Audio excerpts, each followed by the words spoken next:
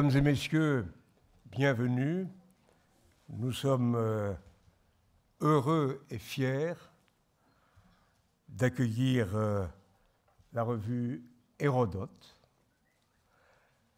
C'est, vous le savez, la seule revue scientifique dédiée spécifiquement à la géopolitique.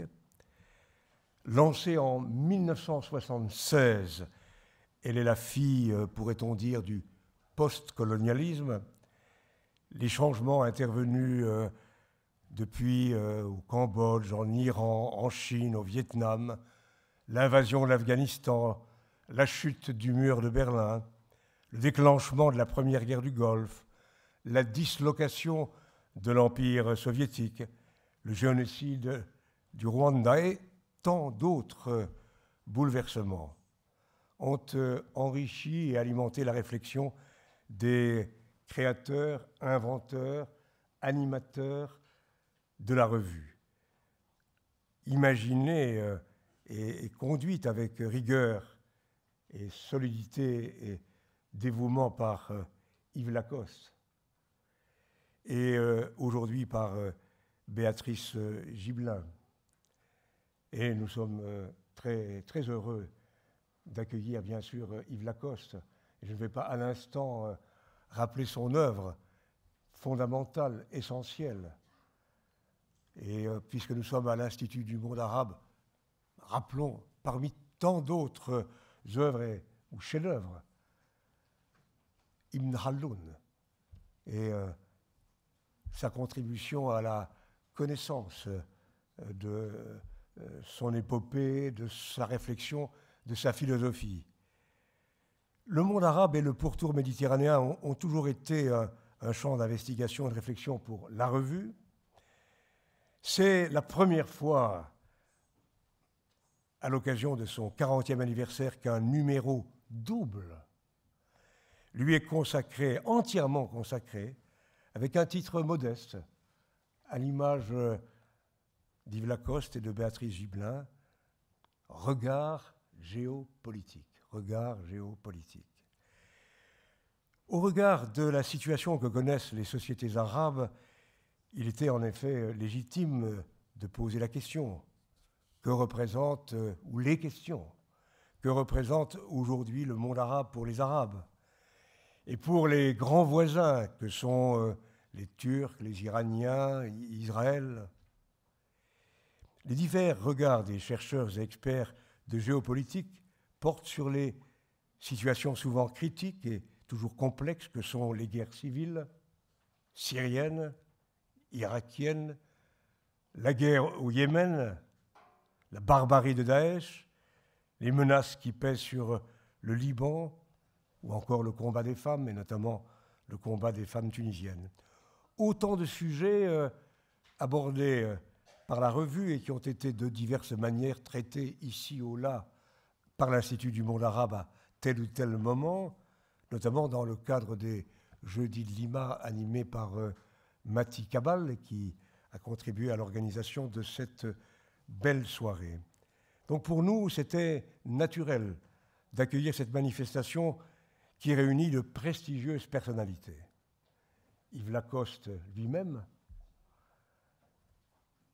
Béatrice Gibelin, qui est aujourd'hui en responsabilité de cette immense revue et qui s'exprimera dans un instant, Leila Chahid, j'ose dire une amie fidèle, toujours présente dans les grands moments, et ici même, Leila Chahid a marqué certains des moments phares de la vie de l'Institut, et en particulier lorsque François Mitterrand, pardon de rappeler un souvenir purement politique, François Mitterrand avait décidé d'accueillir à Paris Arafat.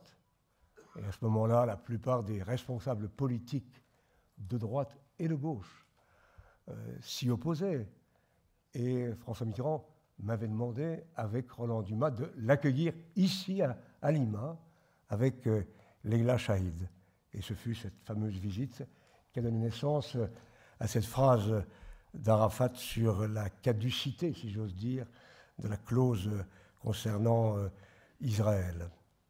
Éric Orsena, autre grand ami, qui a beaucoup compté, y compris dans la naissance et le développement de l'Institut du monde arabe, puisqu'il a été à un moment conseiller culturel du président François Mitterrand. Et aujourd'hui, immense écrivain et académicien.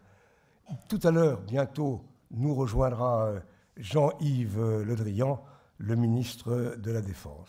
Et Bernard Guetta, spécialiste de politique internationale, que nous avons le bonheur d'écouter chaque matin sur France Inter, mais pas seulement chaque matin, assez souvent, en charge de la chronique géopolitique à France Inter précisément, animera ou présidera, non, il est l'un des intervenants. Je confonds avec une autre réunion qu'il va très prochainement, la semaine prochaine, il a accepté de le faire, d'animer, celle qui sera organisée autour de Jean Daniel. Voilà, merci mesdames et messieurs d'être là. J'espère que nous allons pouvoir accueillir tous ceux qui se présentent à l'entrée, très nombreuses et très nombreux. Et par avant, je me réjouis, comme chacune et chacun d'entre vous, d'entendre nos fabuleux invités.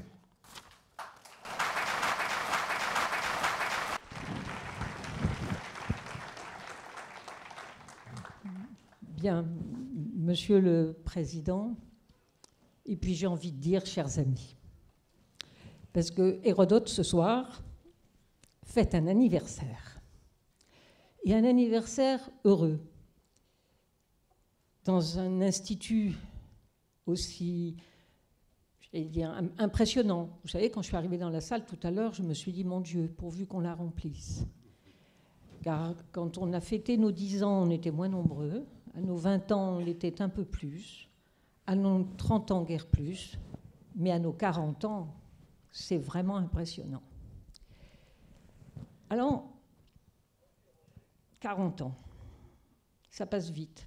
Plus vous avez de cheveux blancs, plus vous trouvez que le temps passe vite, d'ailleurs.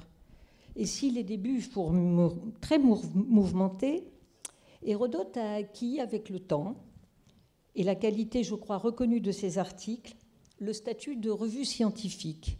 Ça n'allait pas de soi au début. Elle a d'ailleurs reçu le Grand Prix de la Société de géographie en 2014. Je crois que c'était la première fois qu'on honorait d'ailleurs une revue, et comme c'est quand même une société, c'est la première au monde qui a été, je crois, créée en 1821, c'était quand même notable.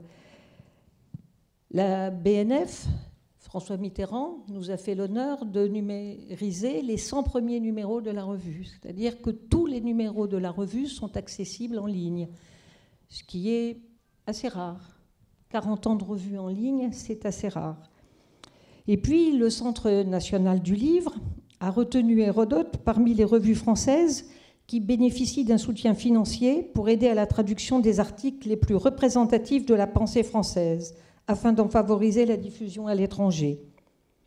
Et puis, ajoutons, pour faire bonne mesure, les presque 400 000 connexions annuelles sur le portail Kern. Autre signe de reconnaissance et non des moindres, l'instauration de la géopolitique dans les programmes du secondaire, qui contribue à rendre la géographie plus attractive, ce dont elle avait un urgent besoin, au point même que les professeurs, qui ont majoritairement une formation d'historien, du moins jusqu'à un passé récent, trouvent un réel intérêt et même plaisir à enseigner ces questions de géopolitique. Et dans un monde qui apparaît de plus en plus dangereux et complexe, donc plus difficile à comprendre, Hérodote se propose depuis le début d'aider les citoyens à mieux appréhender les problèmes géopolitiques. La fonction citoyenne d'Hérodote est quelque chose qui nous tient à cœur depuis plus de 40 ans. C'est, je crois, aussi cela qui explique son succès.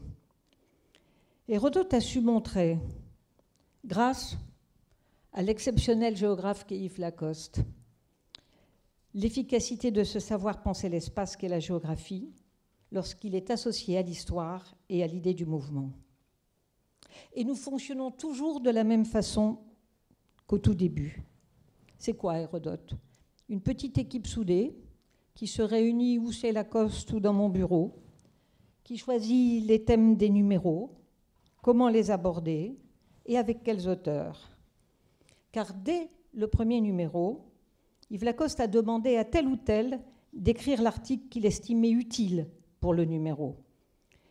Et quand j'ai pris la direction de la revue, il y a environ 10 ans, à la demande de Lacoste, qui estimait sans doute qu'après 30 ans de formation à ses côtés, je pouvais lui succéder, j'ai conservé la même façon de faire, en réalisant cependant certains numéros avec la collaboration d'un chercheur bon connaisseur du thème retenu. Autre caractéristique d'Hérodote, publié de jeunes chercheurs que nous avons le plus souvent formés, car le succès de la revue m'a permis de créer en 2002, à l'Université Paris 8, l'Institut français de géopolitique que Barbara Loyer dirige désormais. C'est à ma connaissance la seule formation universitaire et de recherche spécifiquement géopolitique et où sont initiés de nouveaux champs de recherche, dont le plus récent est la cyberstratégie, que pilote Frédéric Douzet. Avant de présenter le thème central de ce numéro anniversaire, le monde arabe, regard géopolitique, je voudrais demander à Yves de nous raconter comment lui est venue l'idée de créer une revue de géographie, ce que pas grand monde connaît, de l'appeler Hérodote et de lui faire prendre le virage de la géopolitique.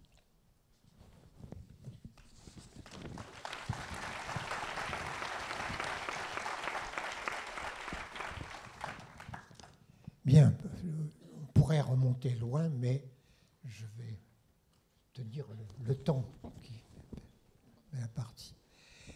En 1972, c'est-à-dire 4 ans avant le premier numéro d'Hérodote, la guerre américaine du Vietnam continue et elle prend des formes de plus en plus dangereuses puisque on parle dans la presse, et la presse joue un rôle important dans l'histoire d'Hérodote, vous allez voir, du bombardement par l'aviation américaine des digues du fleuve Rouge, au Nord-Vietnam. Et on parle de risque de génocide. Bien. Dans la polémique, les Américains font remarquer que les Vietnamiens ne montrent aucune image, aucune photographie de digues éventrées, de quoi que ce soit. Ce qui pose un problème. D'ailleurs, les Vietnamiens, je me suis rendu compte plus tard, étaient bien embêtés. Donc, moi, j'étais déjà professeur à l'université de Paris 8. On disait Vincennes à l'époque. Et j'avais choisi d'y venir. Et Dieu sait que je ne le regrette pas. Et comme j'avais expliqué aux étudiants, en particulier à ceux qui avaient horreur de la géographie, ce que je comprends très bien à l'époque, dont à cette personne qui est à côté, là, qu'il y avait des tas de choses intéressantes dans la géographie, eh bien, j'ai écrit, dans une certaine logique, très simple, un petit article, au fond, de géographie toute simple, on dirait de géomorphologie, en expliquant qu'un fleuve qui vient des montagnes avec beaucoup d'alluvions et qui débouche dans une plaine, eh bien, ce fleuve coule au-dessus du niveau de la plaine, au-dessus. Ce qui fait que des digues qui ont été construites par les hommes pendant des siècles jouent un rôle très important. Et au moment de la grande crue, de la mousson, si la digue a été touchée, ça risque d'inonder cette plaine et de faire mourir des centaines de milliers de personnes. Donc j'ai envoyé ce petit article, très simple, un bon petit article de géographie, au journal Le Monde, qui, quelques jours plus tard, l'a publié, presque tout de suite. Et quelques jours après, peut-être une dizaine de jours après, j'ai reçu un coup de téléphone d'une personne que je ne connaissais absolument pas et qui me demande de venir à Hanoï. J'abrégerai le récit parce que c'est toujours pour moi une énigme. Comment se fait-il que sans visa, sans billet d'avion, etc., je me trouve quelques jours plus tard à Hanoï? Ça, c'est une histoire, je pense, entre les services secrets vietnamiens et les services secrets soviétiques, qui ont bien fait leur travail. Bien. La chance a voulu que, étant sur le terrain, ayant obtenu non sans peine l'accord d'aller sur le terrain, dans les points de bombardement, eh bien que j'assiste avec ceux qui m'accompagnaient, avec les Vietnamiens qui m'accompagnaient, à une attaque de l'aviation américaine. Et là, j'ai constaté que ce n'étaient pas des bombes qui éventraient la digue, mais des torpilles qui s'enfonçaient dans la terre qui formait la digue, de façon non pas à exploser tout de suite, mais à la fragiliser. Ce qui explique l'absence de photographie. Bien. Donc mon travail ensuite a été de repérer sur la carte des points de bombardement que j'avais obtenu non sans peine, hein, c'était un secret militaire, bon, et de montrer que les points qui avaient été attaqués n'étaient pas des points quelconques, mais dans la dynamique fluviale, si vous voulez, d'un grand fleuve en méandre, etc. Hein, eh bien, c'était révélateur. Quand je suis rentré, quelques jours plus tard, les journalistes du Monde, là, ont enregistré mes propos et ont publié la carte des points de bombardement avec mes commentaires. Et ça a été, si vous voulez, ça a provoqué un grand retentissement international. Quelque temps après, l'idée m'est venue que puisque un petit article de géographie physique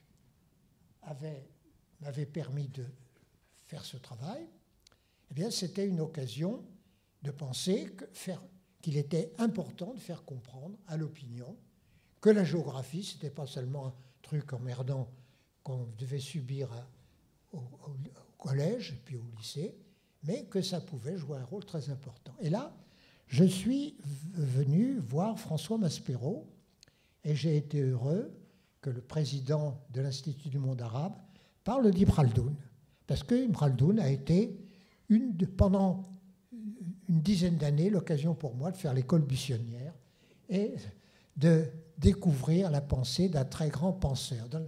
Juste une parenthèse, Madame la directrice, si vous donnez un petit moment, dire que dans le contexte actuel, Ibn Khaldoun, au XIVe siècle, hein, est un très grand penseur arabe, qui est très pieux par ailleurs.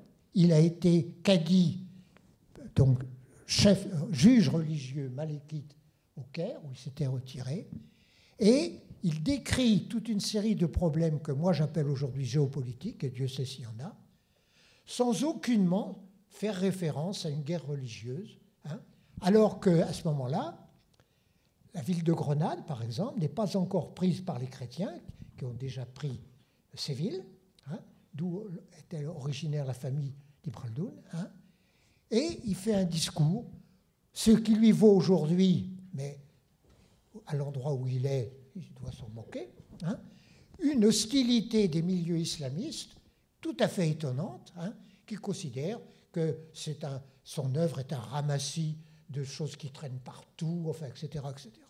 Et dans l'état actuel des choses, il n'est pas inutile de dire, ben voilà, dans une situation conflictuelle aussi grave qu'était celle de la fin de la Reconquista, hein, eh bien, un grand historien, un grand penseur, eh bien, parle de tout ça sans mêler Dieu à ses affaires, hein, et sans évoquer la guerre sainte. Voilà, je ferme ma parenthèse.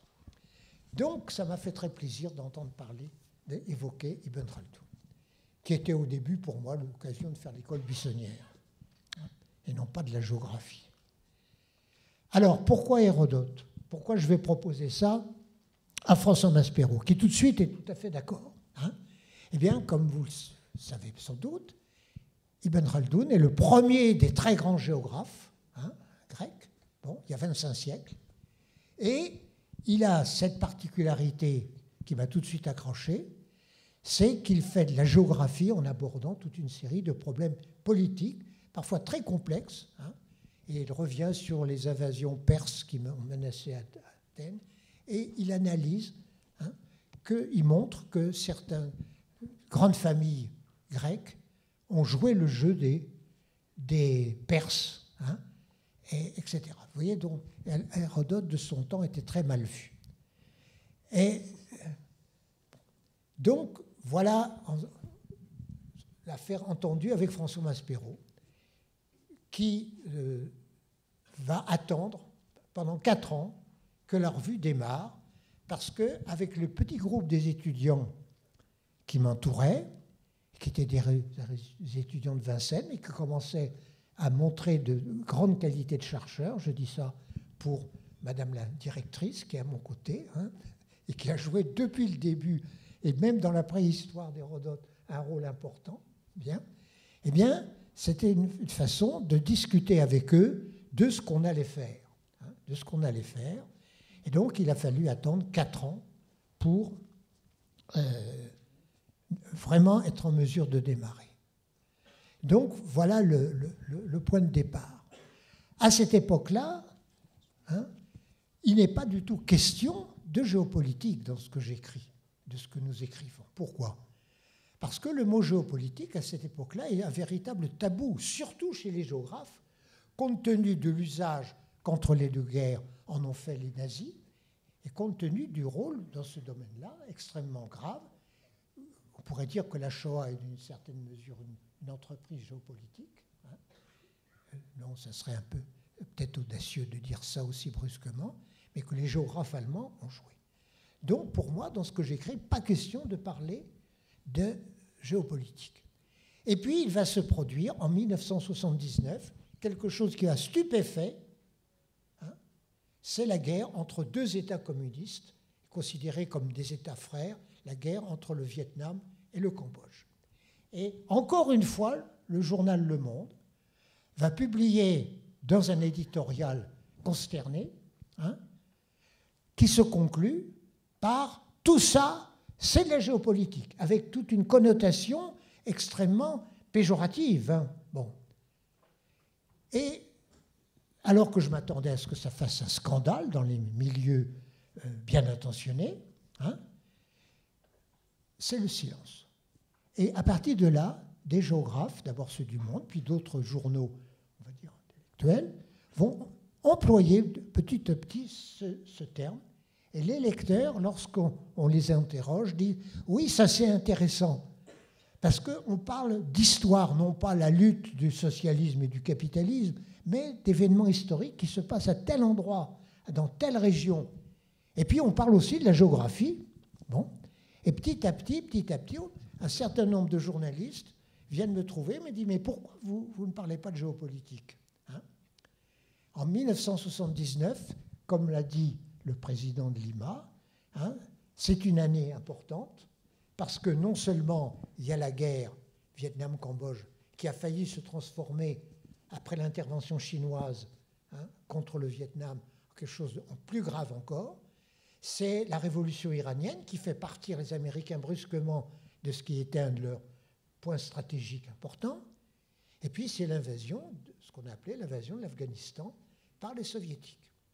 Et à partir de là, eh bien, il y a toute une série d'événements qui fait qu'en 1982, eh bien, après avoir tenu conseil de guerre, si l'on peut dire, avec le groupe dont je me réjouis de la présence d'un certain nombre de ses membres ici, bien, on a décidé de changer le sous-titre d'Hérodote et de mettre revue de géographie et de géopolitique. Voilà, madame. Merci, monsieur. Voilà, on va passer la parole à Éric Orsena.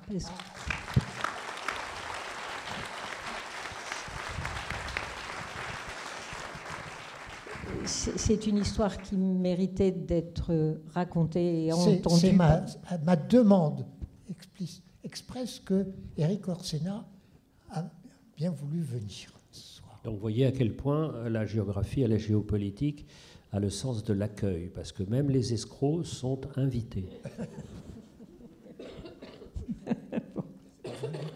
Donc je voulais dire 3 mots.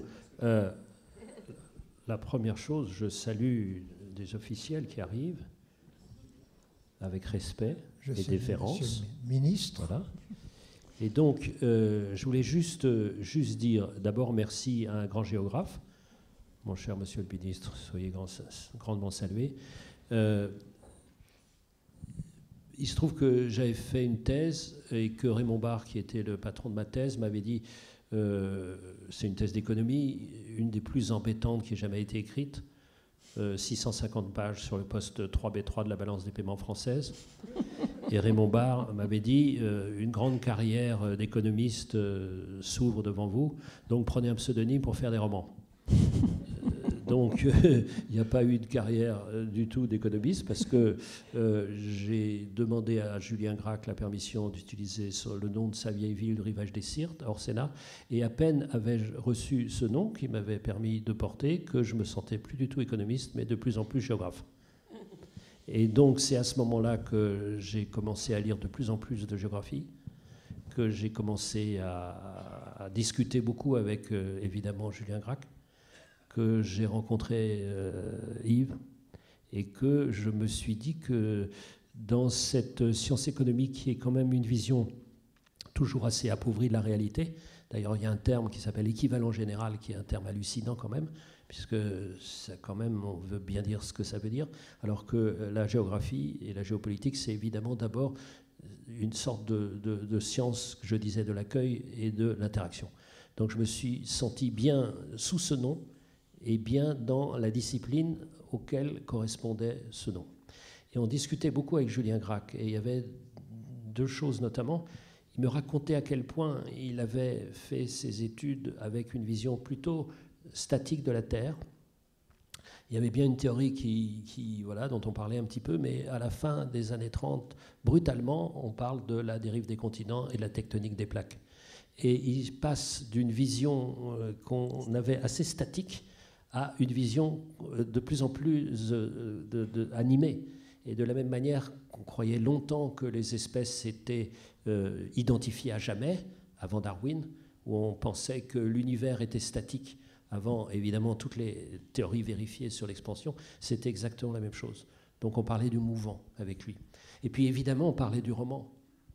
Et on discutait en disant, je lui posais la question, est-ce que quand vous écrivez un roman, est-ce que vous vous sentez toujours géographe ? Et il me disait oui, parce que la fiction aussi raconte, parce que la fiction est le lieu de l'interaction, parce que la fiction, un roman, c'est une arche de Noé où on met ensemble des espèces qui n'auraient jamais dû se rencontrer. Et c'est ça la Terre. La Terre, c'est un endroit où des espèces et des êtres auraient jamais dû se rencontrer. Et donc, il me donnait des tas d'exemples. Et il y a des tas de romans géopolitiques qui expliquent tellement bien, pas de façon monopolistique ou exclusive, mais regardez ce roman que très très peu de gens connaissent, qui s'appelle Un pont sur la Drina, d'Ivo Andrić, qui explique tellement bien les déchirures qui allaient survenir juste après dans le monde des Balkans. Donc il disait, si, il faut tenter d'écrire aussi par la fiction, parce que la fiction, c'est le réel.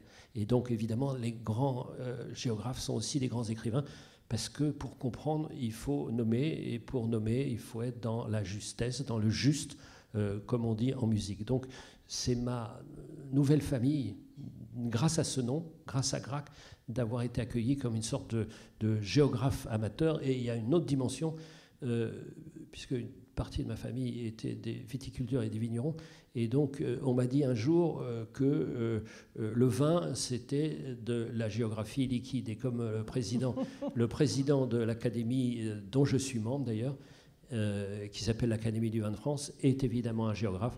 Donc je suis géographe solide, mouvant et liquide. Merci. Merci.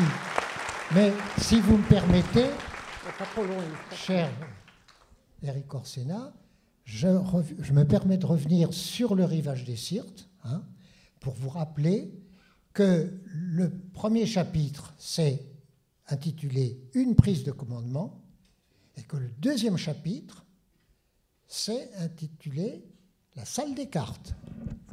C'est ça, on est vraiment dedans. Et ce qui est très intéressant, enfin, plein de choses, on mais va pas il y a une on première va pas y chose, arriver. c'est qu'il y a eu deux romans sur le même titre, sur le même thème. C'est Le désert des Tartares de Buzzati, qui est en 1940, juste avant la guerre. Donc on attend l'ennemi, et c'est quand même très étrange que juste après la guerre, Julien Gracq écrive un roman qui est aussi sur le thème d'on attend l'ennemi alors que l'armistice venait à peine d'être signé. Non, mais le balcon qui était là, mais aussi on attend dans le rivage, on attend. Donc il y a le balcon d'un côté est là. Donc tout cet phénomène, donc on est dans, en plus, quelque chose qu'on connaît bien, évidemment, qui est la question d'état d'urgence. Est-ce que l'état d'urgence doit être permanent? C'est une autre question que peut-être Monsieur le ministre abordera plus tard. On va revenir sur le monde arabe avec cette transition sur l'état d'urgence. Alors, on va bien évidemment aborder maintenant ce thème du débat. Quand j'ai proposé de faire le numéro sur le monde arabe, je dois dire que Lacoste n'était pas ravi.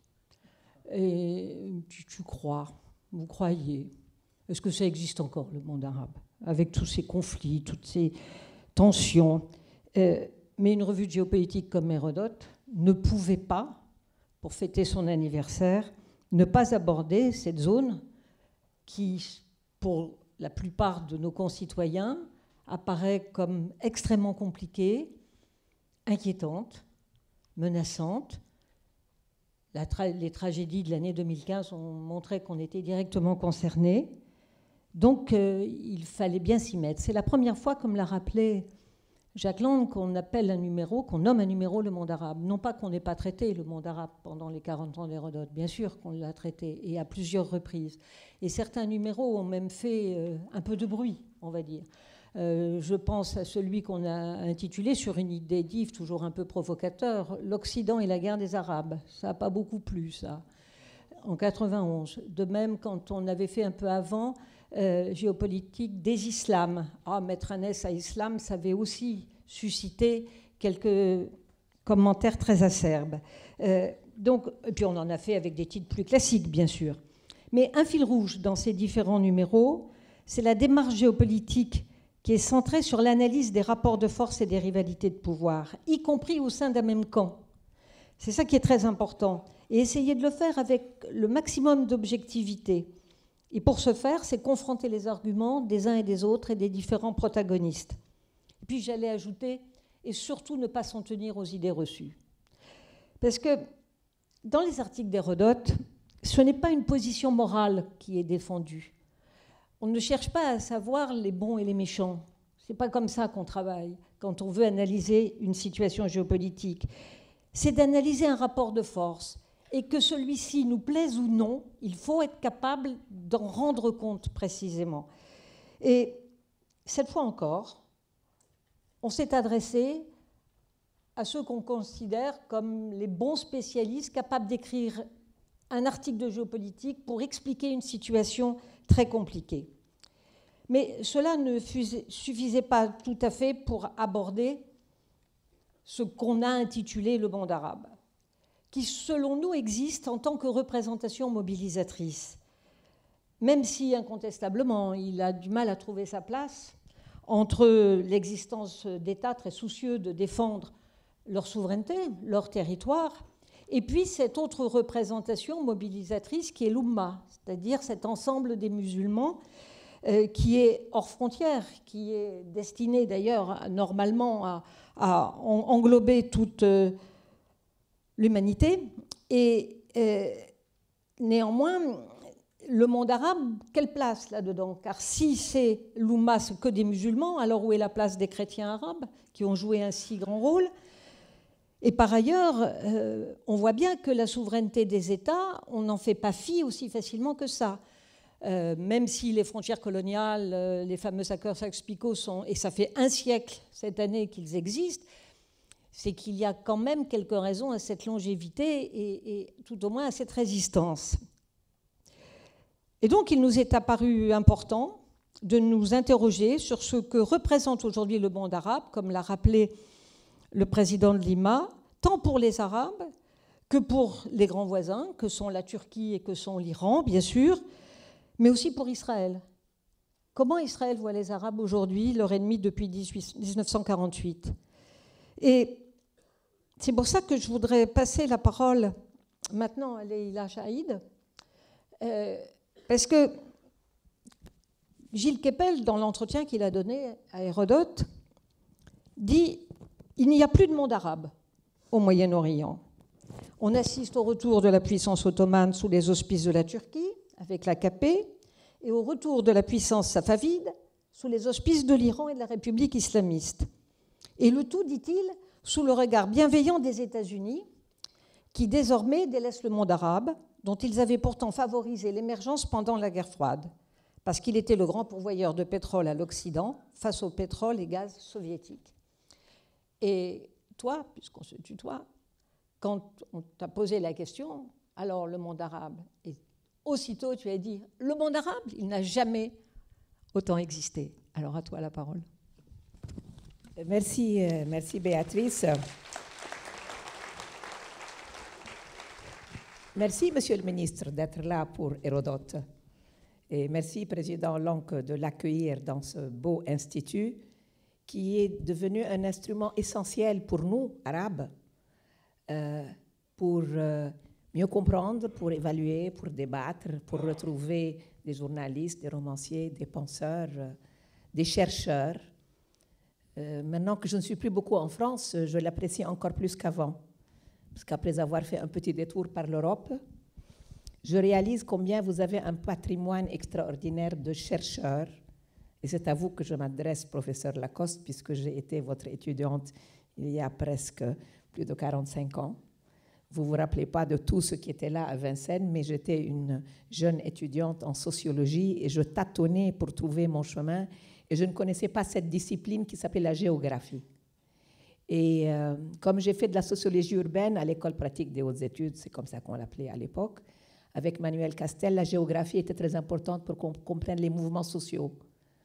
Et sans cette nouvelle discipline que j'ai appris à connaître en lisant Hérodote et en suivant vos cours, je crois que je n'aurais pas compris réellement ce qui se passait dans les camps palestiniens que j'étudiais. Mais lorsque Béatrice Gibelin est venue me demander une contribution à ce fantastique numéro qui montre la richesse de la recherche française en général, et pour moi en particulier, qui me sens très arabe, sur le monde arabe, j'étais très heureuse du choix du thème. Pourquoi heureuse du choix du thème? Parce que je pense qu'aujourd'hui, nous avons tous besoin d'une réflexion en profondeur, une réflexion qui n'est pas idéologique, qui n'est pas moralisatrice, qui n'est pas seulement journalistique et qui construit des ponts entre les peuples, là où la terreur règne. Et la terreur règne malheureusement pour des raisons objectives qui sont les horreurs que nous voyons depuis quelques années en Europe et plus récemment en France et en Belgique. Et il est évident qu'il n'est pas facile de réfléchir de manière dépassionnée puisque les conflits sont très vivants, qu'il y a énormément de rancœur, il y a des sentiments de désir de vengeance et d'assassinat. Et je pense qu'il est de notre devoir de comprendre parce qu'on ne pourra pas résoudre le problème uniquement avec des stratégies sécuritaires, même si elles sont très importantes. Et donc, je voudrais rendre hommage à Yves Lacoste, mais aussi à sa femme, qui n'est plus parmi nous, pour cette connaissance extraordinaire de l'Algérie. Et rendre hommage à la recherche en France et à tout ce qui, avec Béatrice, continue. J'ai dit à Béatrice que je n'étais pas chercheur, je ne suis pas géostratège comme mon ami Bernard Guetta, mais que je pouvais peut-être parler de ma pratique, en tout cas de la perception de ce qu'est la géostratégie, la situation dans le monde arabe. Et j'étais impressionnée effectivement par le fait que vous vous demandiez des questions. Je suis un peu choquée par la phrase de Gilles. Vraiment, je suis un peu choquée parce que je veux dire, qui sommes-nous pour dire le monde arabe existe ou n'existe pas, le monde européen existe ou n'existe pas, le monde indien ou le monde africain. Je veux dire, il faut, ça c'est ce que j'appelle moi des déclarations d'ordre idéologique. Il faut éviter ce genre de choses parce que ça peut être perçu comme étant encore une fois comment dire, des formules qui règlent comme ça. Moi d'habitude c'est les journalistes que j'accuse d'être un peu irresponsables dans leur manière de faire. Pour cette fois, c'est un chercheur qui... je ne pense pas qu'il y ait une définition du monde arabe, ni même qu'il y a un monde arabe. Il y a des mondes arabes. Et des mondes arabes qui sont d'une richesse extraordinaire, qui sont pour moi dans une situation, comme toutes les entités régionales, culturelles, historiques, en évolution permanente. Et c'est pour ça que je t'ai dit, Béatrice, il n'a jamais autant existé. C'est vrai que ce que vous avez appelé dans la presse les printemps arabes vous a surpris. Moi, il ne m'a pas surpris. Moi et mes camarades, ils sont nombreux dans cette salle. Il ne nous a pas surpris parce qu'on sentait qu'il y avait quelque chose qui ne pouvait plus être toléré dans l'absence de vie démocratique dans nos sociétés, du Soudan jusqu'à l'Irak.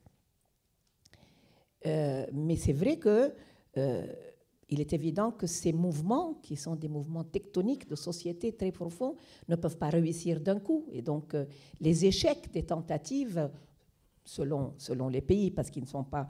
On n'a pas le temps d'en parler tous de la même manière, mais je pense qu'il y a quelque chose de très profondément commun aux citoyens du Yémen, en passant par la Libye, par la Tunisie, par l'Égypte, par le Liban, par l'Irak, et par tous les Arabes qui vivent chez vous. Ils sont 20 millions. Ils ne sont pas musulmans, ils sont arabes. Parce qu'il n'y a pas d'Indonésiens, il n'y a pas de Malaisiens en Europe. Il y a des Maghrébins, il y a des Libanais. Et donc, je pense qu'il est primordial qu'on continue à réfléchir. Et je pense que ce que tu viens de dire est stratégique. Ça veut dire qu'il faut réfléchir sur les rapports de force, il faut réfléchir sur l'histoire, il faut réfléchir sur les cartes. Professeur Lacoste, vous êtes le premier à m'avoir ouvert les yeux sur pourquoi il fallait que je regarde la carte d'Israël et de la Palestine pour que je comprenne ce conflit. Et il faut être aveugle pour ne pas, en regardant la carte, comprendre qu'il n'y a pas de solution s'il n'y a pas de partage et de vie commune.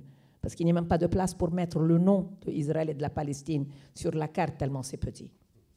Alors, quelques idées. Avant tout, l'éclatement du monde arabe qu'on vit aujourd'hui n'est pas dû à l'islam. Le président Long nous a rappelé qu'en 1990, il y a eu une grande guerre dans ce monde arabe, qui est l'occupation du Koweït et la participation d'une coalition américaine, européenne et arabe à la libération du Koweït, mais aussi la destruction de l'Irak. Cette guerre nous a coûté très cher, à nous les Arabes, parce que comme une partie du monde arabe a fait la guerre à l'autre partie du monde arabe, le monde arabe s'est divisé en trois axes principaux. Les pays du Golfe, comme aujourd'hui exactement avec l'Iran, ont considéré que la menace principale était ce régime de Saddam Hussein, pourtant qui était un peu leur défenseur contre l'Iran. L'axe de l'Afrique du Nord a considéré que lui devait sauver plutôt son rapport à son alter ego naturel dans les cartes géographiques, ça veut dire l'Europe. Et ce qu'on appelle Bilad al-Jiwar, les pays qui entourent Israël, leur souci principal, c'était comment faire pour se défendre contre l'appétit infini de conquête de territoire par l'armée israélienne. Et c'est vrai que nous sommes aujourd'hui objectivement, toujours les rapports de force dont tu parles, Béatrice, il y a des intérêts spécifiques. Aujourd'hui, les pays du Golfe considèrent que l'Iran est leur première menace. Alors les Israéliens ont des illusions qu'ils vont devenir les alliés de l'Arabie saoudite. Vous avez une Afrique du Nord qui a vu les désirs de démocratie de ses citoyens, donc elle s'inquiète. Il y a une expérience tunisienne extraordinaire, il y a du souci au Maroc pour comment faire pour réformer, mais il y a aussi la proximité du désastre libyen, qui est encore une guerre occidentale. Donc le numéro de Yves Lacoste, il est toujours un peu d'actualité sur les conséquences des guerres qu'on peut mener sur les sociétés. Mais je pense que le plus important, c'est que dans ces mondes arabes, il y a des sociétés civiles, souvent plus intéressantes que les États qui les représentent. Mais malheureusement, dans les relations gouvernementales, on s'intéresse plus aux États qu'aux sociétés civiles. Or, je vais vous rassurer, les sociétés civiles arabes vont très bien, sont en très bonne santé, elles réfléchissent, elles écrivent, elles militent. Les femmes y jouent un rôle prépondérant. Elles se sont libérées de beaucoup de leurs complexes, souvent grâce aussi au rapport qu'ils ont avec vous, parce qu'on circule. Les Arabes circulent comme les Européens, peut-être même plus, parce que nous, on monte. Vous n'avez pas toujours besoin de descendre que pour aller à Marrakech. Nous, on monte parce qu'on est à la recherche de la science, de l'emploi, de la démocratie, de la liberté d'expression. Et donc, je crois réellement que les sociétés civiles, même si elles ont eu une régression, un échec, parce que les islamistes ont été plus forts lorsqu'il s'est agi de faire des élections parlementaires. Ils reviendront, ne vous inquiétez pas, c'est un courant qui traverse la société et leur mot d'ordre est citoyenneté. Ils sont chrétiens, musulmans, berbères, arabes, yazidis, chaldéens, athées, juifs, parce que nous avons aussi beaucoup de juifs arabes. Nous revendiquons la dimension juive de notre culture arabe au Maroc, en Tunisie, au Yémen, en Irak. Et je dirais que la seule qui m'inquiète et dont je ne vois pas très bien l'avenir, surtout que j'ai passé ma soirée hier à Saint-Denis, invitée par un magnifique panorama de cinéma maghrébin et moyen-orientaux, organisé par des jeunes de la Seine-Saint-Denis, c'est les Arabes de France. Il m'inquiète parce que j'ai l'impression que la tragédie qu'on a vécue cette année a ramené un discours de stigmatisation. J'ai écrit avec mon ami Dominique Vidal, qui est quelque part dans la salle, et mon ami israélien Michel Wachowski, le résultat de 40 tours d'une tournée de débats avec les jeunes Arabes de France dans 40 villes, qui s'appelle Les banlieues, le Proche-Orient et nous, aux éditions de l'Atelier, il y a plus de 10 ans. Et je pensais que ce travail n'avait plus de raison d'être parce que les choses avaient avancé. Aujourd'hui, j'ai l'impression que plus que jamais, malheureusement, les conclusions de ce livre s'avèrent être justes. Et je crois que peut-être que ce numéro des 40 ans contribuera aussi à intégrer dans cette réflexion sur le monde arabe des citoyens français, des citoyens européens qui font partie de tout ce que la France républicaine a accueilli depuis des années de Pologne, d'Espagne, du Portugal et du Maghreb comme citoyens de la République française. Merci beaucoup.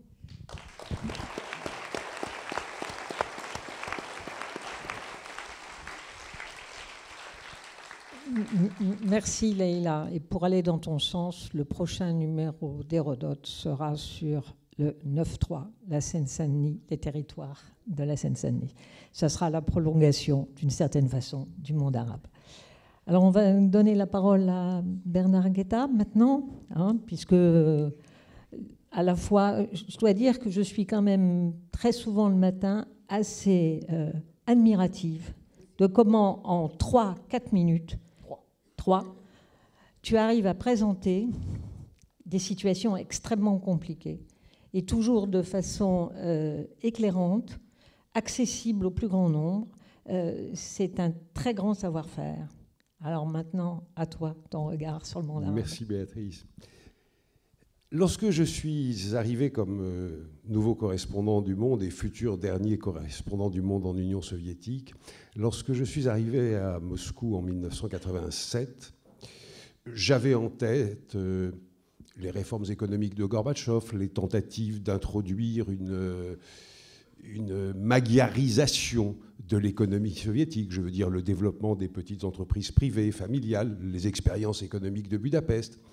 Et puis, quelques semaines étaient passées que le Nagorno-Karabakh m'est tombé sur la tête.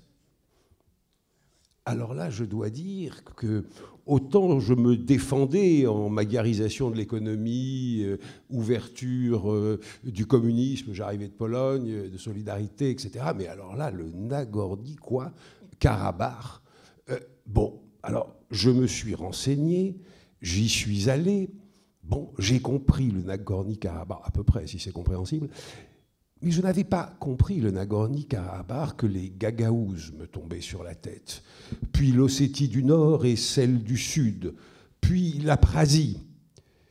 Et très très vite, j'ai compris que le problème de l'avenir de la perestroïka n'était pas tellement la sortie du communisme qui était faite, évidemment qu'elle était faite dès 88, que le réveil de l'histoire, que le réveil des nationalités, et donc des nationalismes, que le réveil de ce truc que je ne connaissais absolument pas, qui s'appelle la géographie. L'histoire, la géographie, j'ai bien dû m'y mettre. C'est ce qui a fait de moi un Européen militant, parce que je me suis dit que tout cela allait tellement exploser qu'il fallait un pôle d'arrimage. Mais c'est ce qui a surtout fait de moi un monsieur Jourdain de la géopolitique. C'est-à-dire que je suis devenu un peu cela sans le savoir. Je ne savais même pas que ça s'appelait la géopolitique.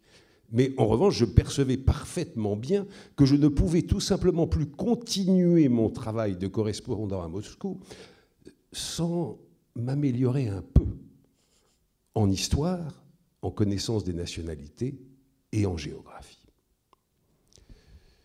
Et puis, je suis revenu à Paris, j'ai pris cette chronique, et deuxième problème, aussi redoutable que le Nagorno-Karabakh, oui, je connaissais les mondes communistes, je connaissais les États-Unis, je connaissais le Maghreb, un tout petit peu le Levant, vraiment un tout petit peu, mais le reste, je ne connaissais pas. Et heureusement, Lacoste fut. Lacoste fut, avec Hérodote bien sûr, que j'ai commencé à compulser nerveusement, mais surtout avec le monument qui est pour moi le dictionnaire de géopolitique, et qui est devenu mon instrument de travail et mon instrument de mise à niveau. Je ne dis pas que j'ai lu tous les articles, mais presque tous. Je ne dirais pas que je les ai tous digérés, mais pas mal d'entre eux. Et quand ça va mal, même 20 ans après la dernière, à peu près, la dernière édition du dictionnaire, je ressors le dictionnaire, je complète par l'actualité, mais je retrouve quoi? Les fondamentaux. L'histoire, les peuples, les nations, la géographie. Et avec ça, tout est clair. Quand vous avalez 10 pages du dictionnaire de géopolitique, vous pouvez faire la chronique en 2 feuillets. Pas de problème. Aucun problème.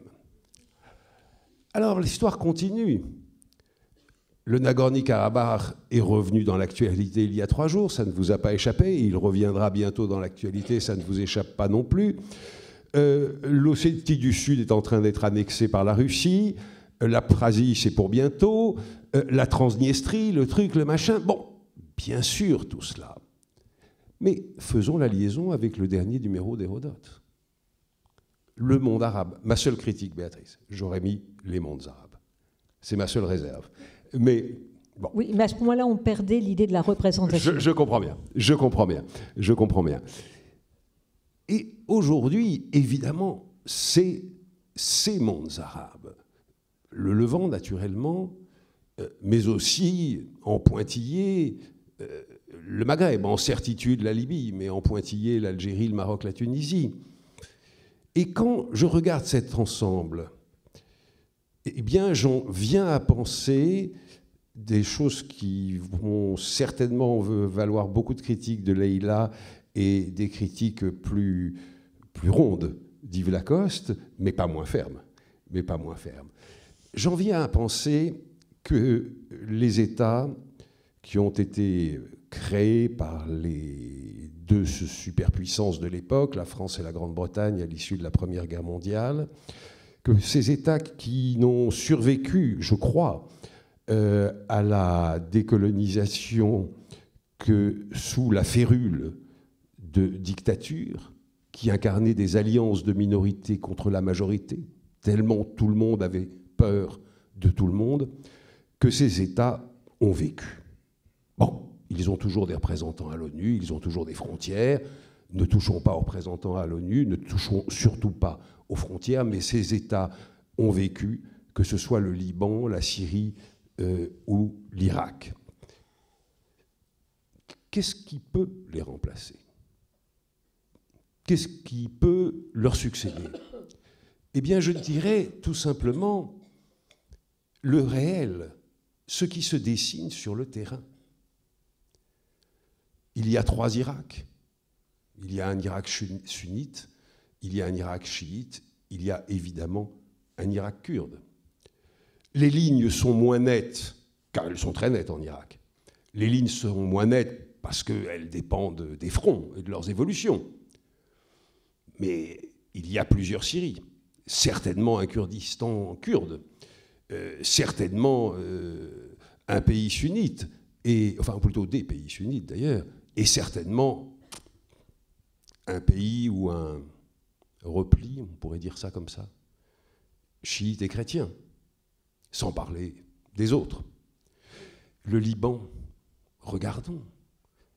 Évidemment que les populations sont mêlées, mais bon, il y a un Liban du Sud qui est chiite, et pour l'instant Hezbollah, pas éternellement, mais certainement chiite. Et il y a un Liban du Nord qui est plutôt sunnite. Est-ce qu'il faut se désoler de cette situation? Je dirais non, pour plusieurs raisons. La première est qu'il est toujours stupide de se désoler du réel. Le réel, et il faut en tenir compte.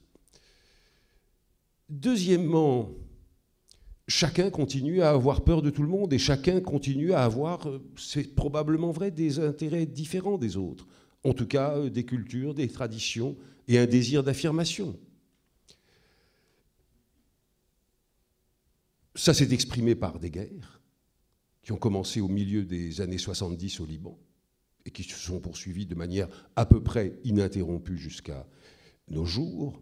Eh bien, puisque ces nations ou ces groupes identitaires, dont l'identité est faite soit d'ethnicité, soit de religion, soit de culture, soit je ne sais quoi, mais enfin, qui ont une identité, multiple le plus souvent.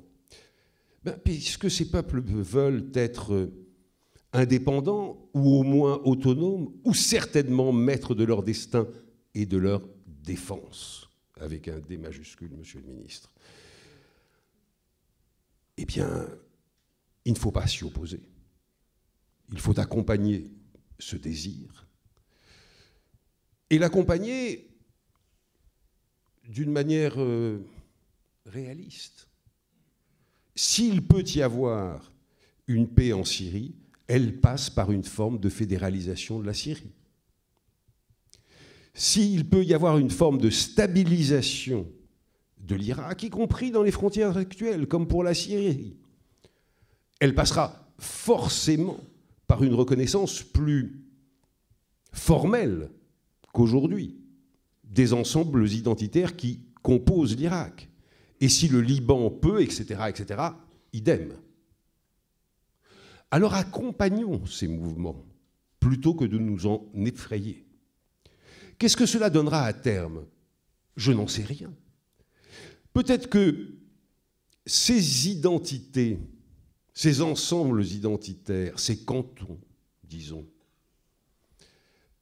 parce que souvenons-nous que la Pacifique Helvétie est arrivée à la paix après combien de siècles de guerre entre vallées abominables, aux côtés desquelles, franchement, les conflits actuels du Proche-Orient n'ont pas à rougir. Eh bien, peut-être que, à force de vivre dans des frontières artificielles, un peu fictives, mais reconnues par la communauté, par le reste du monde, eh ben, ces cantons se diront, après tout, on peut faire un marché commun, on pourrait peut-être avoir ceci et cela en commun. Je n'en sais rien. Peut-être qu'il y aura des recompositions transfrontalières. Encore une minute ? Pas plus. D'accord. Peut-être qu'il y aura des recompositions transfrontalières et peut-être qu'il y aura de l'affirmation d'États identitaires au détriment des États dessinés par la France et la Grande-Bretagne il y a un siècle. Je ne sais pas, mais n'ayons pas peur de cette évolution. Je vous remercie.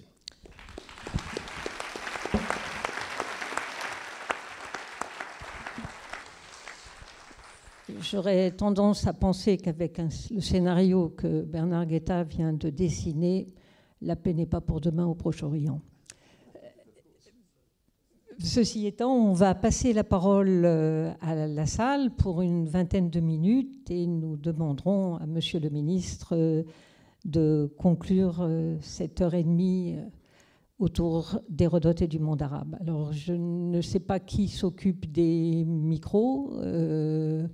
Voilà, s'il y a quelqu'un qui ose se lancer dans la discussion pour une première question, je dois vous dire que je ne vois rien. Donc, que la salle... Oui, bien sûr. On peut commencer par Leïla, qui a déjà une question à poser. Si vous me permettez. Oui, bien sûr. Je voudrais poser une question à Bernard Guetta pour lui demander où il trouve que dans ces pays qu'il mentionne, Liban, Syrie, Irak, il y a une volonté de recomposition de la société sur de nouvelles frontières. Qu'est-ce qui te fait dire, Bernard, que les chiites ont envie de vivre avec les chiites, les sunnites avec les chiites, les yazidis avec les yazidis? Les Kurdes, on sait. Et les Kurdes, ça ne remonte pas à maintenant. Les Kurdes ont voulu un État, et puis s'il y a un jugement à faire historique, c'est sur la responsabilité des deux grandes puissances déjà à la fin de la Première Guerre. Mais pour le reste, où tu trouves l'impression que les sociétés du Levant ont envie de refaire des mini-cantons sur des bases confessionnelles? Ou identitaires. Ou identitaires. Je ne suis pas sociologue, je ne suis pas psychologue, je suis observateur. Je vois tout simplement que quelles que soient les volontés ou les non-volontés, je n'en sais rien. C'est ce qui se passe. J'observe les lignes de front, j'observe les séparations, j'observe les affrontements, et j'observe évidemment que ces affrontements s'appuient, j'allais dire s'enrichissent, s'appauvrissent de l'affrontement régional d'une puissance chiite et d'une puissance sunnite, que je n'ai pas besoin de nommer ici. L'affrontement de ceux qui tirent les ficelles. Est-ce que c'est le désir vraiment de ces citoyens? Ou est-ce que c'est la politique? Leïla, je ne sais pas répondre à cette question, mais en une phrase, je constate que l'enchaînement des faits a tracé des séparations entre des ensembles identitaires. L'analyse, elle est complexe. Bien, on va peut-être... y a-t-il un micro dans la salle et y a-t-il une question dans la salle? Sinon, oui. Et à qui est-il? Dans les mains de qui? Pour quel type de question? Sinon, il y a Lacoste qui a envie de répondre à ce débat. Si, puisque j'ai vu tout à l'heure que tu voulais dire. Si? Non? Bon, alors, voilà, monsieur. Bonsoir à tous. Merci pour cette discussion autour du monde arabe ou des mondes arabes, je ne saurais pas trop trancher. Je voulais réagir à ce qu'avait dit monsieur Bernard Guetta et poser cette question au sujet de la géopolitique et de son rôle. De mon point de vue, la géopolitique est pertinente lorsqu'elle se propose d'observer, d'expliquer, d'analyser les conflits à partir des... Ah, bon. Juste au milieu, voilà. À partir de l'étude des rapports de pouvoir. Vous faites une question un petit peu courte, s'il vous plaît. Oui, non, ça va être court, vous inquiétez pas. Ça va être court. Est-ce qu'elle n'outrepasse pas un peu son rôle lorsque, au nom de la géopolitique et de l'analyse des conflits, elle se propose de configurer et d'imposer un cours à l'histoire? Je m'explique, c'est-à-dire de considérer qu'à partir des identités qui se manifestent de manière meurtrière, on peut reconstruire des ensembles politiques. Il me semble que la création d'Israël a été un bon exemple de la dimension polémogène que peut avoir la construction politique fondée sur une identité exclusive, en l'occurrence ethno-confessionnelle, sur les équilibres d'une grande région. Voilà, je voulais vous entendre sur ce point. Oui, c'est à toi. Cette question est adressée à Bernard Guetta. Mais je ne crois pas, enfin, Béatrice et Yves Lacoste me corrigeront si je me trompe, je ne crois pas que quiconque veuille faire quoi que ce soit de ce genre au nom de la géopolitique. Moi, j'ai avancé une analyse, mais je ne veux rien, je ne souhaite vouloir, je ne le peux pas de toute manière, mais je ne souhaite rien imposer. Je constate une évolution et j'en tire l'idée que je viens de vous exposer. C'est tout, mais la géopolitique en elle-même, je ne crois pas qu'elle veuille redessiner quoi que ce soit. Certainement pas. Oui, ça marche. Ça va. Je crois qu'il faut faire très attention à la question que vous avez posée, qui est très intéressante. C'est que la géopolitique allemande, elle est partie de la proclamation qu'il y avait un certain nombre de lois géopolitiques. Bon, qu'il y avait une évolution des peuples. Là, c'est la référence à l'époque à Darwin. Et Darwin a donné des idées qui était peut-être valable pour l'évolution de telle ou telle espèce animale ou végétale, mais lorsque ces idées ont été utilisées comme le fait qu'il y avait des évolutions, alors il y avait des peuples qui étaient voués, qui étaient à la conquête d'espace, et d'autres peuples eh bien, qui, manifestement, soi-disant, n'en étaient pas capables. Hein, bien. Là, ça a commencé à devenir très dangereux, et c'est en fonction de ces lois qu'on a décrété que tel territoire eh bien, était voué à tel espace, à telle société, à tel peuple, à telle race. Hein, et puis qu'il y avait des races qu'on n'arrivait pas très bien à localiser, qui se baladaient partout. Alors, comme dans un jardin, ben, on n'aime pas les herbes qui apparaissent partout. Ben, comme on fait dans un jardin, on arrache l'herbe. Hein, ou bien maintenant, on utilise un certain nombre de produits. Eh bien, allons un tout petit peu plus loin. Eh bien, la géopolitique, ça a été obligé de dire, ben, puisque les Juifs ne peuvent pas être catalogués dans tel territoire en Europe, eh bien, il sera peut-être plus logique de s'en débarrasser. Et les Roms. Hein? Et les Roms. Voilà. Donc, voyez-vous, alors, bon, ça c'est une chose, mais la question que vous posez, monsieur, c'est une question très, très importante, parce que nous avons tous le respect des nations, hein, en se disant, François Mitterrand a proclamé « les nations, c'est la guerre ». Bon, ça c'est un raccourci, bon, le nationalisme. Ah non, non, la phrase c'est « les nations, c'est la guerre hein. ». Non. Ah bon, alors perd son âme. Perd son âme. Non, cher Yves Lacoste, nous sommes quelques-uns ici à avoir la mémoire mitterrandienne. Mais, vous savez, la nation est une idée géopolitique. Hein.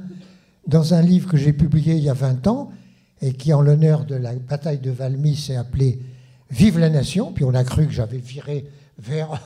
bon, si vous voulez, la nation, c'est une représentation géopolitique. Hein, c'est un rapport au territoire, aux rivalités de pouvoir, et à quelque chose de très important qui sont, et à Hérodote on lui accorde une très grande importance, c'est une représentation. L'idée de représentation est une des choses qui passe le plus difficilement dans les milieux dits scientifiques, hein, parce qu'on dit, vous prenez en considération des choses absurdes ou scandaleuses. Ben oui, mais il y a des représentations... Scandaleuses, mobilisatrices. Scandaleuses, absurdes, mais ça, c'est elles qui parfois ont des conséquences, comme vous avez dit, polémogènes. Bon. Non, on va passer à quelqu'un d'autre. On ne peut pas monopoliser, je suis désolée. Monsieur ? Oui, je vous souhaite mes meilleurs voeux pour vos 40 ans d'existence de la revue Hérodote. Et ma question s'adresse à M. Yves Lacoste, d'un point de vue géopolitique. Bon, vous intitulez vos 2 numéros « L'éclatement du monde arabe » ou « Le monde arabe existe-t-il encore » plutôt. Alors, je vous pose... Non, c'est absolument pas le titre du numéro. Le numéro s'appelle « Le monde arabe, regard géopolitique au pluriel ». Il y a toutes sortes de regards. Il y a un débat à l'intérieur de prise de position de différents chercheurs ou témoins qui posent la question sur l'existence ou non du monde arabe. C'est le débat interne, ce n'est pas le thème seul du numéro, loin de là. D'accord, très bien. Bon, ma question d'un point de vue géopolitique, le monde arabe était colonisé au XVIIIe, XIXe siècle. Donc, qu'est-ce qu'on peut comprendre par ce concept de monde arabe ? Est-ce que c'est juste une entité humaine ? Parce que géopolitiquement, les Arabes n'ont jamais existé. Avec les petits États comme celui de Saddam Hussein, de Muammar Kadhafi ou de Bachar al-Assad qui sont en train d'exploser et d'imploser. Donc, on peut se poser la question, bon, Leïla Chahid a parlé justement de la carte et M. Bernard Guetta aussi, des petits cantons. Effectivement, on a un éclatement extrême du monde arabe. Alors, est-ce que le monde arabe a vraiment existé ? Quel est ce concept ? Et puis, bon, d'un point de vue géopolitique, parce que d'un point de vue géopolitique, nous avions les 2 anciens colonialismes, français et anglais. Le monde arabe n'a pas réussi à se reconstituer avec l'idéologie de Jamal Abdel Nasser et puis de Hafez al-Assad à une certaine époque. Aujourd'hui, bon, si je caricature à l'extrême, ce fantasme est incarné par Daesh, puisque lui-même veut créer le califat. Merci. Alors, Yves, c'est toi qui as été... Bien, ben oui. Non, mais le monde arabe, ce que Lacoste venait d'expliquer, sur la force des représentations. Il n'est pas question de dire que le monde arabe a été une réalité étatique, politique.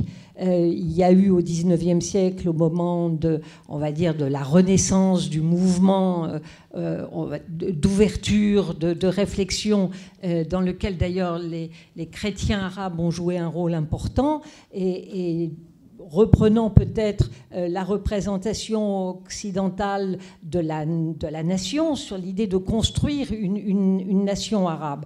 Mais on a eu des conservateurs arabo-musulmans qui ont mis très vite un terme à ce mouvement d'ouverture et de réflexion. Et ce qui nous intéresse dans la réflexion géopolitique, c'est comment la représentation du monde arabe peut être, encore ou non, c'est un débat, mobilisatrice pour des peuples qui peuvent se sentir appartenir au monde arabe et à la limite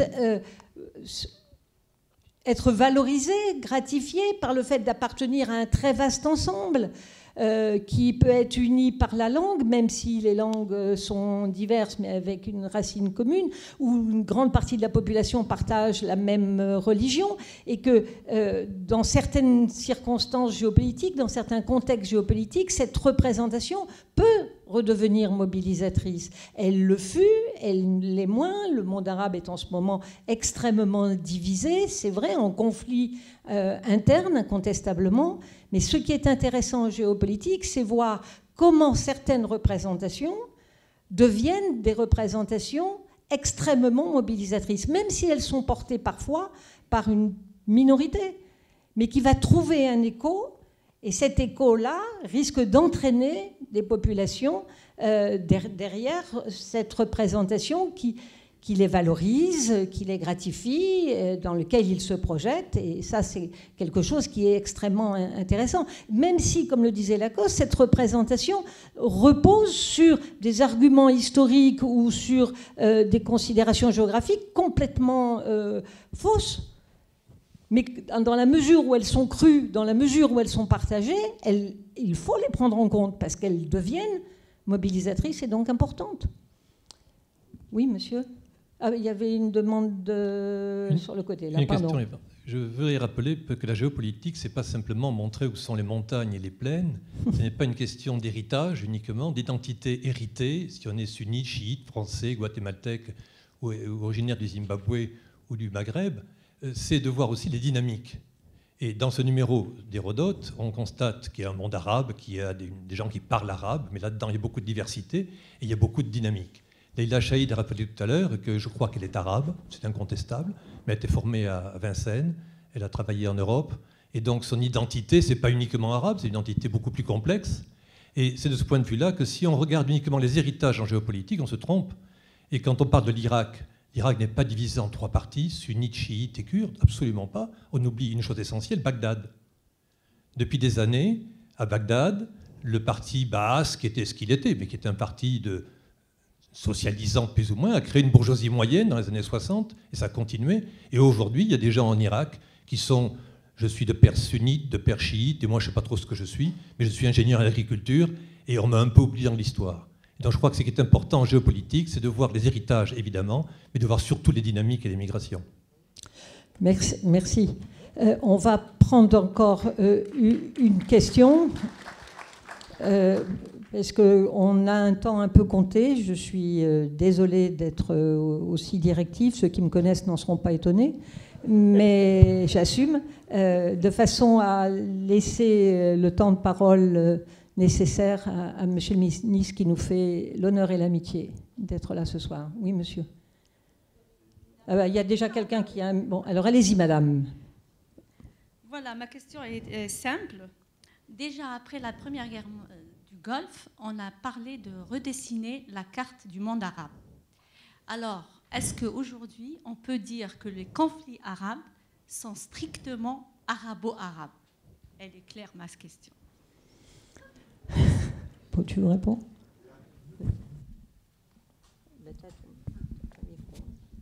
Écoutez, les Arabes, pour se battre, n'ont pas besoin tellement d'aide, mais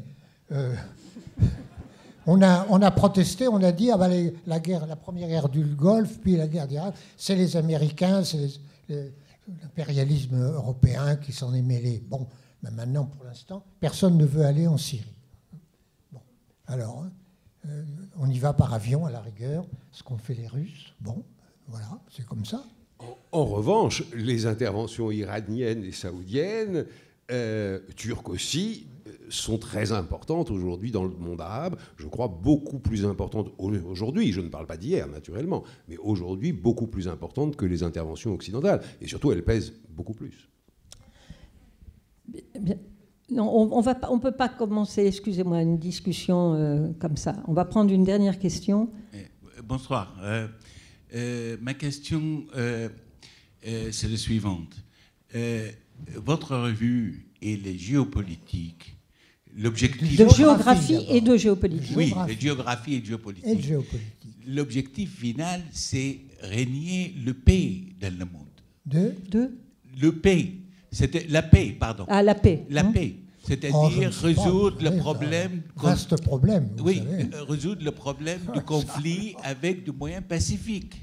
C'est ça l'objectif. Non, c'est pas ça l'objectif. Moi, ma question, c'est si on suivit la logique de dire l'Irak, c'est chiite, sunnite, kurde, est-ce que si on arrive à cette division, est-ce qu'on va contribuer à la stabilité de la région et du monde? Mais écoutez, Hérodote ne sert pas une cause. Hein. Il raconte, il explique un certain nombre de choses. Et puis les lecteurs, quelle que soit la nation dont ils se réclament ou de la tendance politique qu'ils souhaitent, eh bien, en font ce qu'ils veulent. Hein. Et pensent ce qu'ils veulent, voilà, avec les éléments qu'on leur donne. Hein. Moi, quand j'ai écrit la géographie, ça sert d'abord à faire la guerre, dans la première année d'Hérodote, eh bien, je n'avais pas l'idée qu'on faisait la guerre pour telle chose. Ça a été peut-être une certaine époque qui est complètement passée, mais voilà. Mais... C'est aider à penser. Si l'idée qu'il y a des représentations géopolitiques plus ou moins tout à fait contradictoires et plus ou moins bien mal construites, hein, ben, c'est déjà une étape. Une des choses intéressantes, c'est que par rapport à l'époque avant 79, où on disait « Ah, il y a le socialisme, il y a le capitalisme, et c'est forcé qu'il y a entre eux un grand conflit », la guerre Vietnam-Cambodge a touché énormément l'opinion, hein, en particulier tous ceux qui croyaient à l'unité du tiers-monde, notamment. Hein. Alors, Dieu sait qu'on nous a parlé de l'unité du tiers-monde. Ils se sont débrouillés pour se faire la guerre entre eux. Hein. La première guerre au sein du tiers-monde, ça a été entre l'Irak et l'Iran. Bon, ils étaient tous les deux exploités par les compagnies pétrolières, par le capitalisme. Bon, ils se sont fait une guerre terrible. Bon, voilà. C'est comme ça. Sur ces paroles non très caractéristiques de la pensée de Lacoste, et vous avez là un condensé de l'état d'esprit d'Hérodote. Nous allons passer la parole à Monsieur le ministre, à qui j'ai confié le soin de conclure en ramassant tout ce qui a été dit, ou presque, dans un temps record, parce que c'est très facile à faire. Et donc, on n'a pas hésité à vous confier cela. Mais merci à vous.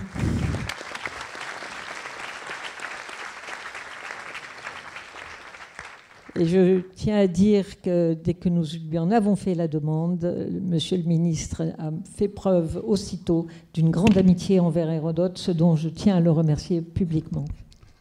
Merci, Monsieur le Président, cher Jacques Lang. Monsieur le professeur Yves Lacoste, vous avez énormément d'élèves, et je crois que j'en fais partie aussi, mais il y a longtemps, dans une autre vie. Chère Béatrice Gibelin, chère Leïla Chaïd, cher Éric Orsena, compagnon de bretonitude par ailleurs. Cher Bernard Guetta, mesdames et messieurs, je dois vous dire que ce n'est pas facile de prendre la parole après vous. Mais ce que j'ai entendu de vos échanges, en tout cas, m'a passionné, même si je n'ai pas pu assister à tout. Et je crois que vous avez donné la meilleure illustration de la valeur de la revue Hérodote, qui défriche le monde contemporain depuis 40 ans avec une intelligence collective jamais démentie, mais dont on a là un échantillon particulièrement brillant. Je vais vous dire d'abord que je suis heureux d'être dans ce lieu, l'Institut du monde arabe, lieu de rencontre entre les cultures, lieu qui symbolise le lien essentiel unissant la France au monde arabe. Et chacun le mesure, ce lien est aujourd'hui interpellé par une actualité tragique.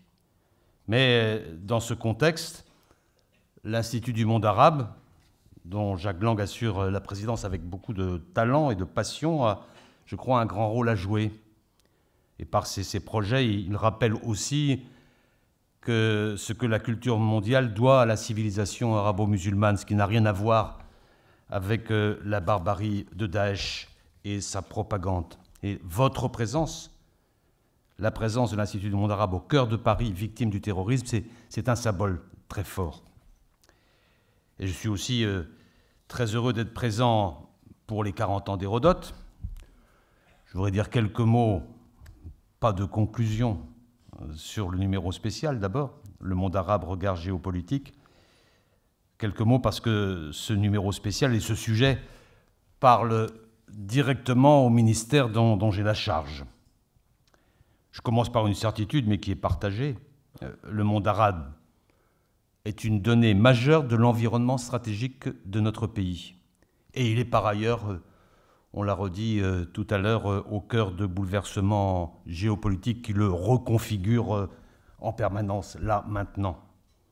Des printemps arabes jusqu'à la tragédie syrienne, de la guerre contre Daesh à la crise des réfugiés, le monde arabe et le Moyen-Orient traversent une crise extrêmement profonde, et cela ne peut nous laisser indifférents. Alors je rappelle, et vous le savez, 3 États du Moyen-Orient connaissent une guerre civile, l'Irak, la Syrie, le Yémen, s'ajoute la Libye, et puis il faut prendre en considération les tensions qui traversent le Liban, les tensions qui traversent la Jordanie, Bahreïn, l'Égypte ou la Tunisie, pour des raisons à la fois internes et de voisinage immédiat avec des zones de guerre. Et face à ces risques et à ces menaces, que devons-nous faire? Parce qu'a priori, et certains partagent ce point de vue, les déchirements du monde arabe ne sont pas les nôtres. Et je considère pour ma part que, en raison de la proximité humaine, historique, géographique, toute tentative d'évitement de notre part serait vouée à l'échec.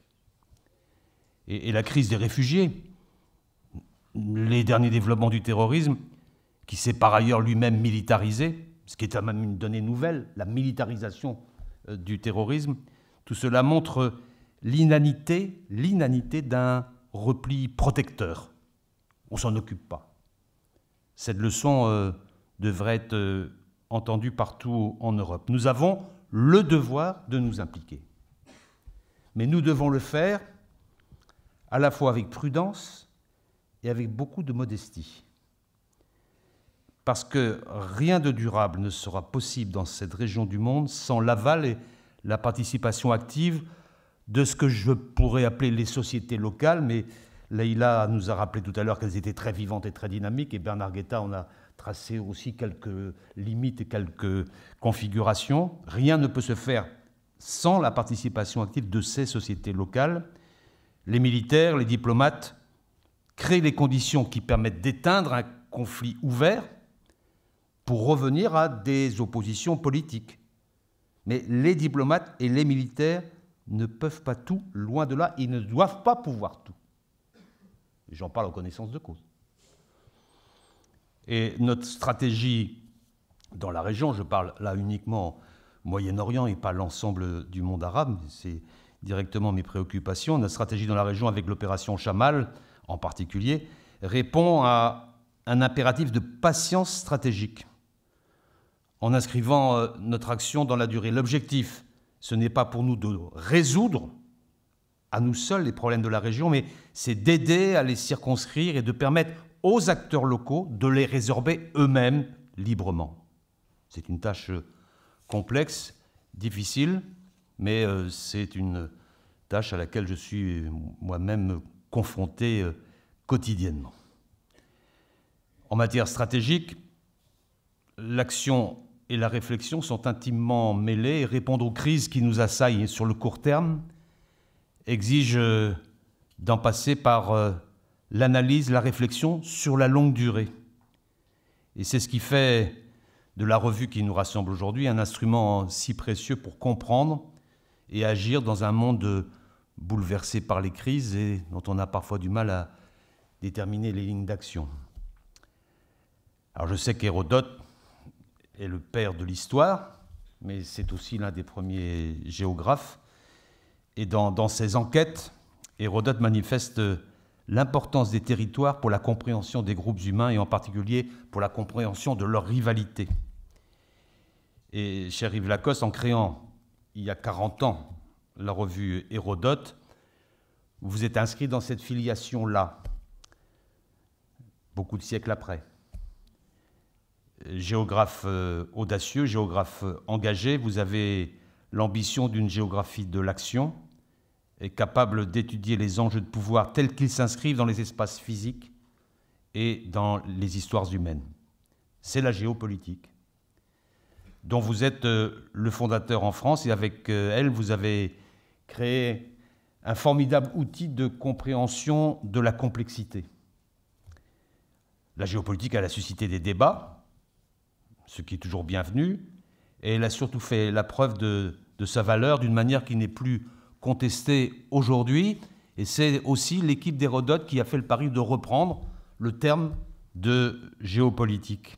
Cette revue dont nous fêtons les 40 ans, là, ce soir, à cet instant, née au lendemain de mai 68, a élaboré une méthode capable de rendre compte des rivalités humaines avec la spécificité du raisonnement géographique. Et l'aventure collective d'Hérodote démontre ainsi depuis 40 ans, à chacune de ses parutions, la fécondité de cette méthode de confrontation.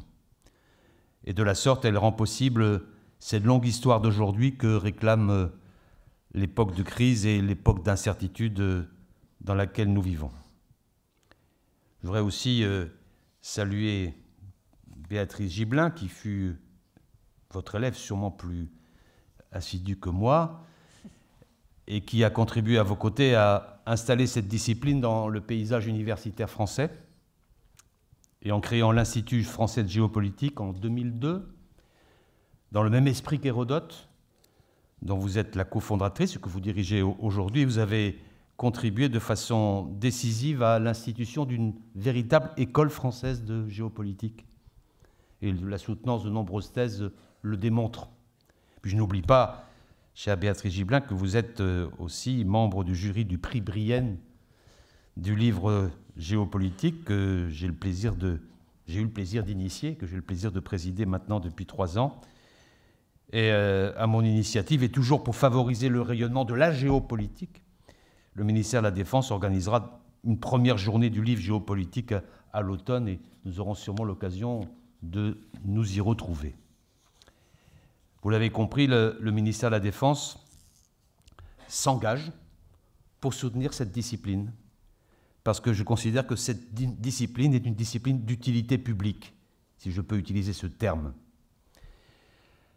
Alors certains y verront un clin d'œil à un ouvrage fameux, réédité il y a peu, mais qui lui aussi a 40 ans, et dont d'une certaine manière on marque l'anniversaire. La géographie, ça sert d'abord à faire la guerre.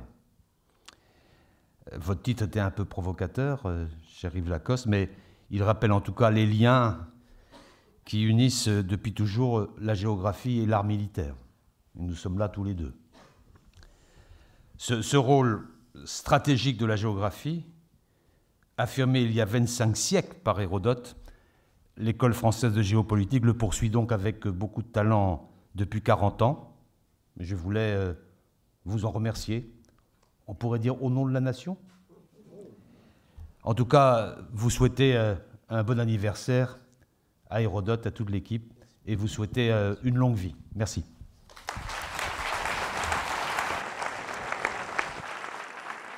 Merci à tous d'être venus si nombreux fêter avec nous 40 ans.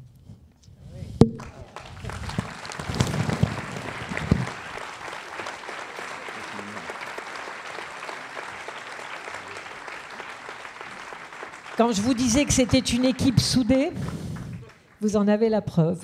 Merci.